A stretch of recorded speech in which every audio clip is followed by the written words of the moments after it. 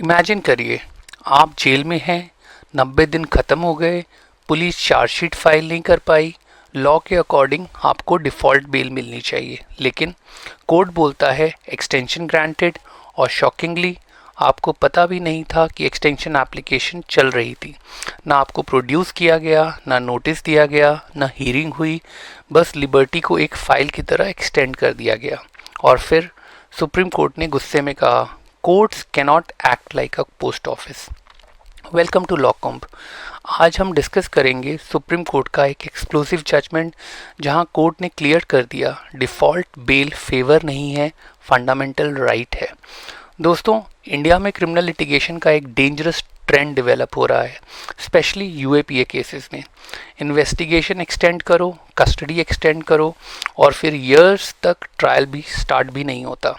और इसी बैकग्राउंड में आया है सुप्रीम कोर्ट का एक important judgement, Mohammad Arij Hasnain versus state of Jharkhand. And honestly यह जजमेंट सिर्फ वन अक्यूज की विक्ट्री नहीं है, यह आर्टिकल 21 का रिमाइंडर है। तो चलिए पहले फैक्ट समझते हैं। एफआईआर नंबर 13/2023 एटीएस रांची ने लॉन्च की।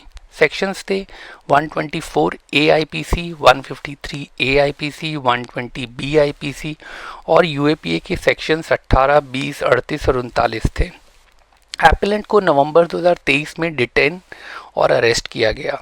जुडिशियल कस्टडी स्टार्ट हुई 8 नवंबर 2023 से। अब यहाँ एक बहुत इंपॉर्टेंट कॉन्सेप्ट आता है, section 167(2) of code of criminal procedure.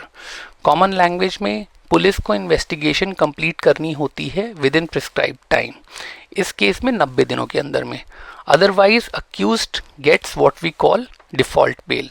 और सुप्रीम कोर्ट बार बार के बोल चुका है, ये टेक्निकल लूपहोल नहीं है, ये कॉन्स्टिट्यूशनल सेफगार्ड है। अब यहाँ ट्विस्ट आता है, 90 दिन एक्सपायर हो गए 5 फरवरी 2024 को, चार्जशीट फाइल नहीं हुई। लॉ क्या बोलता है? नॉर्मली अक्यूज इंटाइटल्ड हो जाता है डिफ़ॉल्ट बेल का, लेकिन 2 फरवरी 2024 को स्पेशल जज ने इन्वेस्टिगेशन एक्सटेंड कर दी 25 दिन के लिए।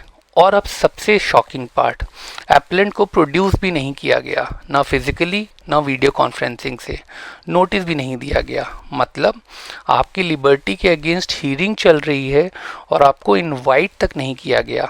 ये तो वही बात हो गई, शादी का डिवोर्स डिसाइड हो रहा है और हस्बैंड को व्हाट्सएप ग्रुप से ही रिमूव कर दिया गया। फिर 8 फरवरी 2024 को अक्यूज ने डिफ़ॉल्ट बेल एप्लीकेशन फाइल कर दी अंडर 167(2) ऑफ CRPC, लेकिन 20 फरवरी को डिफ़ॉल्ट बेल रिजेक्ट हो गई। और तब अक्यूज को पता चला, अच्छा एक्सटेंशन ऑलरेडी मिल चुकी थी। स्टेट की आर्ग्यूमेंट सिंपल थी, एक्सटेंशन वैलिड थी, चार्जशीट एक्सटेंडेड पीरियड के अंदर फाइल हो गई, सो डिफ़ॉल्ट बेल का राइट सरवाइव नहीं करता। और ऑनेस्टली यह आर्ग्यूमेंट प्रोसिक्यूशन साइड यूजुअली हर यूएपीए केस में लेता है एक्चुअली। लेकिन फिर सुप्रीम कोर्ट सामने आया और कोर्ट ने रिकॉर्ड्स देखे, और कोर्ट का रिएक्शन ऑलमोस्ट ये था, ये क्या हो रहा है। कोर्ट ने देखा एप्लेंट को इन्फॉर्म नहीं किया गया, हीयरिंग का अपॉर्चुनिटी नहीं दिया गया, प्रोडक्शन नहीं हुई, और सिर्फ इतना ही नहीं, एक्सटेंशन ऑर्डर्स में same identical reasoning copy paste थी। कोर्ट ने कहा reasons were totally perfunctory, mechanical manner में एक्सटेंशन ग्रांट हुई। मतलब जैसे स्कूल असाइनमेंट में student same paragraph copy paste करता है, वैसे लिबर्टी एक्सटेंड हो रही थी। सुप्रीम कोर्ट बेसिकली कह रहा था जुडिशियल एप्लीकेशन ऑफ माइंड को कंट्रोल+C और कंट्रोल+V एक्सरसाइज नहीं है। फिर कोर्ट ने एक बहुत पावरफुल प्रिंसिपल रिपीट किया, Jigar versus state of Gujarat judgement के को बैकग्राउंड में रखकर कोर्ट ने कहा अक्यूज को फिजिकली या वर्चुअली प्रोड्यूस ना करना और एक्सटेंशन हियरिंग की इंफॉर्मेशन ना देना मियर प्रोसीजरल इरेगुलरिटी नहीं है, it is gross illegality violating article 21। दोस्तों, आर्टिकल 21 सिर्फ टेक्स्ट बुक का चैप्टर नहीं है, ये कॉन्स्टिट्यूशनल का हार्ट बीट है, right to life and personal liberty. और सुप्रीम कोर्ट बार बार रिमाइंड करता है प्रोसीजर फेयर होना चाहिए, चाहे अक्यूज्ड पर एलिगेशन कितने भी सीरियस क्यों ना हो। कोर्ट ने एक और डेंजरस ट्रेंड पॉइंट आउट किया। पब्लिक प्रोसिक्यूटर ने इंडिपेंडेंट रीजनिंग नहीं दी, बस आईओ यानी इन्वेस्टिगेशन ऑफिसर की एप्लीकेशन फॉरवर्ड कर दी। सुप्रीम कोर्ट ने इनडायरेक्टली बोला पब्लिक प्रोसिक्यूटर कुरियर सर्विस नहीं है। अब सवाल, यह जजमेंट इतना इंपॉर्टेंट क्यों है? बिकॉज यूएपीए केसेस में लिबर्टी ऑलरेडी एक्सट्रीमली रिस्ट्रिक्टेड होती है, बेल डिफ़िकल्ट होती है, ट्रायल लेंदी होता है। ऐसे में default bell becomes critical constitutional protection.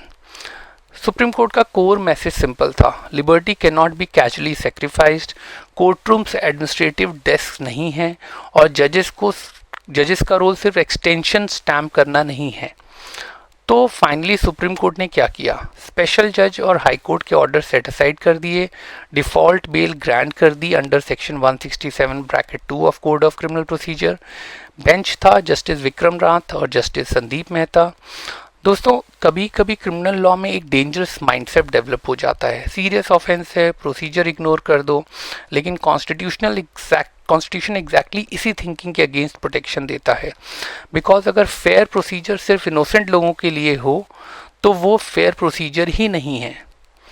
Indian criminal courts में एक फ्रेज बहुत कॉमन है, डेट मिल गई, कभी प्रोसिक्यूशन रेडी नहीं, कभी फाइल मिसिंग, कभी विटनेस एब्सेंट। लेकिन सुप्रीम कोर्ट यहाँ क्लियरली कह रहा है लिबर्टी कोई वेटिंग रूम टोकन सिस्टम नहीं है। इस जजमेंट का एसेंस एक लाइन में समझिए, डिफ़ॉल्ट बेल टेक्निकलिटी नहीं है, it is constitutional accountability. State को अनलिमिटेड पावर नहीं दिया जा सकता और जब लिबर्टी की बात हो प्रोसीजर इटसेल्फ बिकम्स जस्टिस। अगर आपको ये लॉकॉम एनालिसिस यूज़फुल लगा तो लाइक करिए, सब्सक्राइब करिए, बेल आइकन ज़रूर प्रेस करिए और कमेंट्स में बताइए क्या कोर्ट्स को यूएपीए एक्सटेंशन एप्लीकेशन में स्ट्रिक्टर स्क्रूटनी अडॉप्ट करनी चाहिए। मैं मिलूँगा आपसे नेक्स्ट लीगल ब्रेकडाउन में। टिल देन रिमेंबर, कॉन्स्टिट्यूशन तभी पावरफुल है जब कोर्ट्स लिबर्टी को पेपर वर्क बनने से रोकते हैं। और मैं दोस्तों आपसे उम्मीद करूंगा कि अगर आप इस चैनल को लाइक कर रहे हैं तो आप अपने कमेंट ज़रूर दीजिए और इस पीडीएफ को आपको अगर चाहिए तो आप प्लीज़ हमारे कमेंट सेक्शन में कमेंट करिए। ये पीडीएफ आपको प्रोवाइड कर दिया जाएगा in your respective email IDs given in the comment section. तो हम आगे भी मिलते रहेंगे। Thank you so much.